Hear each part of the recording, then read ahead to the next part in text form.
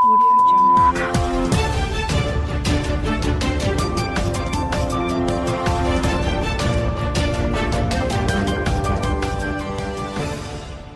नमस्कार, ये रेडियो प्रज्ञा है। अब आप आर के भट्ट से प्रज्ञा टाइम्स सुनिए। पहले सुर्खियां। मुख्य विकास अधिकारी की अध्यक्षता में संपन्न हुई नियमित टीकाकरण समीक्षा बैठक। आगामी 8 अगस्त से सभी आरआई सेंटरों पर उपलब्ध होगी PCV13 वैक्सीन। NDRF के टीम के द्वारा प्रभावित क्षेत्रों के लोगों को किया गया जागरूक, बांटी गई दवाइयां। पशुपालक किसानों के भी बनाए जा रहे हैं किसान क्रेडिट कार्ड। जनपद के 10 और व्यक्तियों के कोरोना रिपोर्ट पॉजिटिव। दबंगों ने पत्रकार सहित परिजनों को पीटा, मुकदमा हुआ दर्ज। और नई दिशा पर्यावरण सेवा संस्था ने दीपदान कर दी करगिल शहीदों को श्रद्धांजलि। अब प्रज्ञा टाइम्स विस्तार से। मुख्य विकास अधिकारी आनंद कुमार की अध्यक्षता में मासिक नियमित टीकाकरण एवं न्यूमोकाकल वैक्सीन को जनपद में प्रारंभ किए जाने संबंधी आवश्यक बैठक विकास भवन सभागार में संपन्न हुई। मुख्य विकास अधिकारी ने बताया कि PCV13 वैक्सीन जो आगामी 8 अगस्त को जनपद के सभी आरआई सेंटरों पर लॉन्च की जाएगी, जो निमोनिया के कारण कई बीमारियां होती हैं उसमें प्रभावी कारगर साबित होगी। उन्होंने बताया कि पूर्व में निर्मित वैक्सीन से ये अलग है तथा PCV13 बिल्कुल सेफ होने के साथ साथ काफी महंगी है। उन्होंने बताया कि उक्त वैक्सीन का 3 डोज दिया जाना है। श्री कुमार ने सभी संबंधित अधिकारियों सहित प्रभारी चिकित्सा अधिकारियों को निर्देशित किया कि उक्त वैक्सीन का दुरुपयोग न हो, इसके लिए कार्य योजना अभी से तैयार कर सभी संबंधितों को 8 अगस्त से पूर्व प्रशिक्षण कार्य को हर हाल में पूर्ण कराना सुनिश्चित कर लें। उन्होंने कहा कि वैक्सीन का लॉन्च जनप्रतिनिधियों के माध्यम से किया जाए ताकि समाज में अच्छा संदेश जा सके और आम जन जागरूकता के साथ इस कार्य में बढ़ चढ़कर हिस्सा ले सके। बैठक के दौरान नियमित टीकाकरण की भी समीक्षा की गई। जो कोविड-19 के कारण लक्ष्य की पूर्ति नहीं हो सकी है, ऐसे सभी प्रभारी चिकित्सा अधिकारियों को चेतावनी भी दी गई। सभी तरह के टीकाकरण कार्य को निर्धारित लक्ष्य के अनुरूप पूर्ण कराते हुए डाटा फीडिंग कर लेने के लिए कहा गया। उन्होंने इस कार्य हेतु मॉनिटरिंग पर जोर देते हुए कहा कि इसमें काफी सुधार की आवश्यकता है। टीकाकरण कार्य में खराब प्रदर्शन करने वाले चिकित्सा अधिकारियों को आगाह भी किया गया कि ये सरकार की महत्वपूर्ण योजनाओं में से है, शिथिलता कतई बर्दाश्त नहीं की जाएगी। इस अवसर पर मुख्य चिकित्सा अधिकारी डॉक्टर नरेंद्र गुप्ता, जिला विद्यालय निरीक्षक उदय प्रकाश मिश्र, मुख्य पशु चिकित्सा अधिकारी डॉक्टर SK सिंह, जिला कार्यक्रम अधिकारी SK सिंह, डॉक्टर संजय गुप्ता सहित समस्त प्रभारी चिकित्सा अधिकारी, CDPO आदि उपस्थित रहे।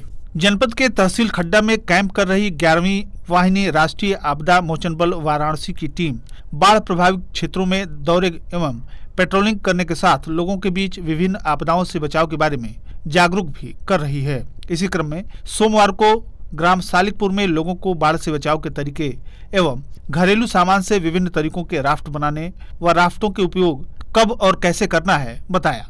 बाढ़ के आने से पहले, बाढ़ आने पर एवं बाढ़ जाने के बाद अपनाई जाने वाली सावधानियों के बारे में भी बताया गया। NDRF टीम के कमांडर रोहित कुमार भारद्वाज ने बताया कि प्राकृतिक आपदाओं को रोका नहीं जा सकता है, परंतु यदि हमारी तैयारी रहे तो उनसे होने वाले नुकसान को कम से कम किया जा सकता है। उन्होंने बताया कि बाढ़ आने से पहले घर के प्रत्येक सदस्य को आवश्यक सामग्रियों का आपातकालीन किट बनाकर रखना चाहिए, जिसमें डब्बाबंद भोजन या सूखे फल, पानी, रेडियो, बैटरी, टॉर्च, मोमबत्ती, माचिस, रस्सी, मेडिकल किट, व्यक्तिगत दस्तावेज, साफ सफाई के सामान, कंबल, मच्छरदानी, प्लास्टिक सीट, छोटे बच्चों के दूध की बोतल तथा कीमती सामान। इन सामानों को सुरक्षित बैग में रख लें तथा ऊंचे स्थान का चयन कर लें ताकि बाढ़ आने पर उस स्थान पर जा सकें। पीने के पानी को उबालकर उपयोग में लाएं। सर्पदंश होने पर उस स्थान की साबुन से धुलाई करें तथा दबाव पट्टी बांधें। मरीज को सांत्वना दें तथा जल्दी से जल्दी मरीज को जिला अस्पताल ले जाएं, जहां एंटीबीनम सीरम लगाया जा सके। मरीज को चलने एवं सोने न दें। झाड़ फूक बाबा के पास न ले जाएं। कोई चीड़फाड़ करके जहर चूसने की कोशिश न करें। मरीज को कुछ खाने पीने के लिए न दें। कोविड-19 से बचाव के तरीके के बारे में भी बताया गया कि मास्क का महत्व क्या है, लोग और सामान से दूरी कैसे बनाई जाए, भीड़ में जाने से कैसे बचें और कोई भी कोविड के लक्षण महसूस होने पर तुरंत प्रशासन या कोविड हेल्पलाइन को सूचित कैसे करें। साथ ही आरोग्य सेतु ऐप का भी इस्तेमाल करने के बारे में बताया गया।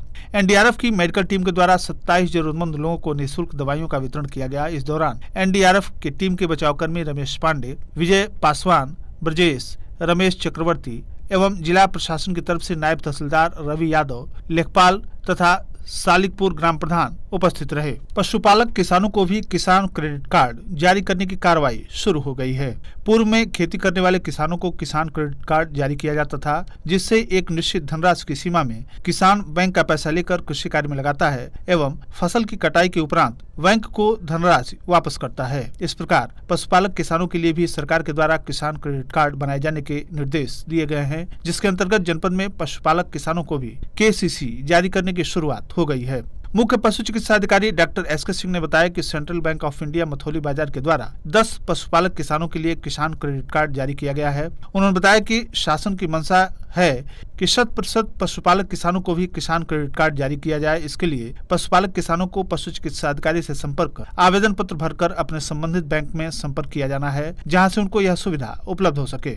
एवं इस KCC के अंतर्गत 4% ब्याज देय है। श्री सिंह ने बताया कि गाय या भैंस 2 पशुओं के लिए अधिकतम 26,480, बकरी पालक किसान के लिए 20 बकरी तथा 1 नर बकरा पर अधिकतम 45,380 रुपए, 500 लेयर अंडे वाली इकाई पर 8,81,500 रुपए, 1,000 ब्रायलर वाली इकाई के लिए अधिकतम 19,800 रुपए का KCC किया जा सकेगा। मुख्य पशु चिकित्सा अधिकारी डॉक्टर SK सिंह के द्वारा बताया गया कि यदि पशुपालक किसान का पहले से KCC बना हुआ है तो यह भी उसी के साथ संयुक्त कर दिया जाएगा और कुल अधिकतम KCC धनराशि की सीमा 3 लाख निर्धारित की गई है।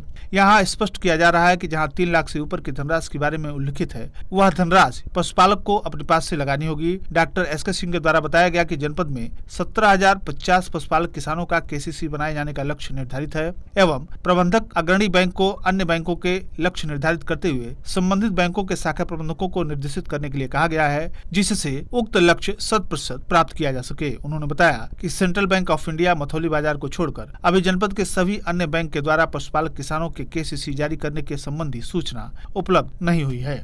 जनपद में कोरोना वायरस के संक्रमण के बढ़ने का दौर जारी है। सोमवार को 295 संदिग्ध व्यक्तियों की रिपोर्ट प्राप्त हुए, जिसमें 10 की रिपोर्ट पॉजिटिव आई। इसमें पटौना विकासखंड के 1, कप्तानगंज के 3, तमकुहीराज के 1, रामकोला के 1, सुकरौली के 1, कसिया के 2 तथा दुधई विकासखंड के 1 व्यक्ति संक्रमित पाए गए। मुख्य चिकित्सा अधिकारी डॉक्टर NP गुप्ता के द्वारा जारी प्रेस नोट में बताया गया कि अब तक जनपद के कुल 14,314 व्यक्तियों के सैंपल जांच के लिए भेजे गए, 518 की रिपोर्ट पॉजिटिव पाई गई एवं 354 व्यक्ति पूर्ण रूप से स्वस्थ होकर घर जा चुके हैं। वर्तमान समय में 154 पेशेंट एक्टिव हैं। डॉक्टर गुप्ता ने बताया कि जनपद में कोरोना संक्रमण से अब तक 10 व्यक्तियों की मृत्यु हुई है।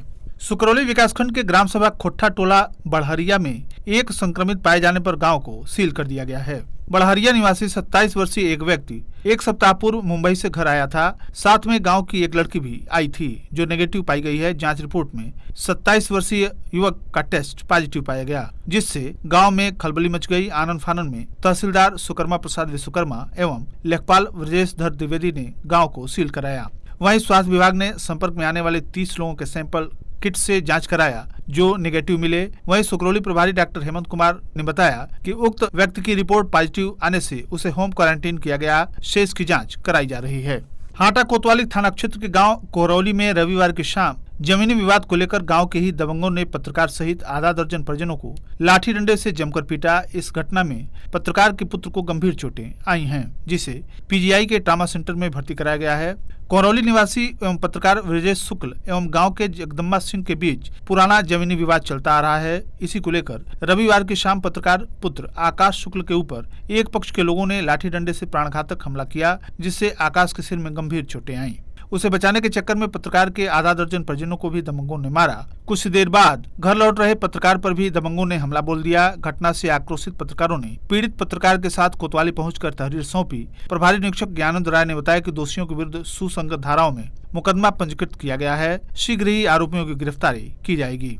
पत्रकार लाल साहबराव, विद्याधर सिंह, मनोज गिरी, मोहन पांडे, कालिका दुबे, गुरुदत्त गिरी, मनोज तिवारी, रणजीत सिंह, गौतम मुनि तिवारी, सत्यानंद मिश्र, श्री राम कुशवाहा, गणेश गुप्ता, मनोज यादव, अजय उपाध्याय, ब्रजभूषण मिश्र, उपेंद्र तिवारी, रवि त्रिपाठी, टुनटुन मिश्र, वेद प्रकाश त्रिपाठी आदि ने शीघ्र कार्रवाई की मांग की है। विगत वर्षों की भांति इस वर्ष भी करगिल विजय दिवस के अवसर पर नई दिशा पर्यावरण सेवा संस्थान के द्वारा शहीद स्मारक पार्क कसिया स्थित शहीद स्मारक स्थल गांधी जी एवं शहीद अमीय त्रिपाठी की प्रतिमा के समक्ष दीप दान कर करगिल शहीदों को भावभीनी श्रद्धांजलि अर्पित की गई। इस दौरान कोरोना संकट को ध्यान में रखते हुए संस्था के द्वारा सीमित सज्जनों के साथ उक्त कार्यक्रम संपन्न किया गया, जिसमें नगर के वरिष्ठ होम्योपैथिक चिकित्सक डॉक्टर अनिल कुमार सिन्हा, पत्रकार दिनेश तिवारी, अमित मिश्र, नई दिशा के कार्यकारी अध्यक्ष डॉक्टर गौरव तिवारी, दीपक सिंह सोहन, अरुण राय, ध्रुव गुप्ता, सोनू यादव, राजेश गुप्ता, डॉक्टर पवनेश मणि, धर्मेंद्र चौरसिया, इंद्र मिश्र, हरिओम मिश्र आदि उपस्थित रहे। हो रहे लगातार मूसलाधार वर्षा के कारण बिहार का जनपद गोपालगंज बाढ़ से बुरी तरह से प्रभावित है। इसके कारण NH 28 पर बाढ़ का पानी बहने के कारण आवागमन पूरी तरह से प्रभावित हुआ है।